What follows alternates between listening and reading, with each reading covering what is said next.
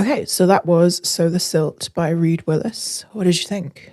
I think that was really fantastic. Nice. I think when you really take a chance to just sit back and appreciate it for what it is, it's not like, maybe pre workout kind of music or anything like that. But No. I think it had some really interesting thematic components, which made me, I mean, I have to ask, like, is it a movie soundtrack? No, this is just an album. Because I think it fits that perfectly. Yeah. That kind of like emotiveness, that feeling of like creating an atmosphere.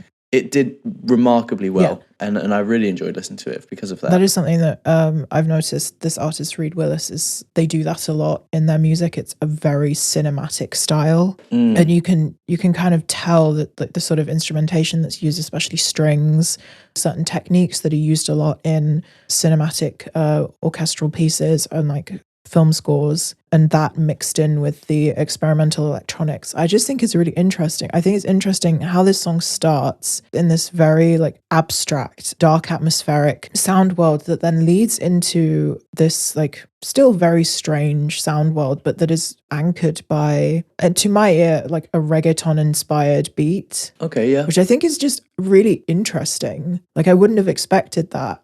And it's not done in a way that's like indulgent or like just feels a bit ridiculous. Like it's done in a way I think that's like not necessarily subtle, but just like tasteful in a way, and well, stimulating. Yeah, I found it works really well within the context, the sonic context of this piece. And like, I'm a big fan of like things that kind of rise and then cut out abruptly, because I just think it's a really effective way of showing the contrast between like one sound and another, just by having one just cut straight into the other, or even just having it cut out altogether, I think is a really effective way of building tension. It's almost like residual tension. Like you don't realize how tense a sound was until suddenly it's gone.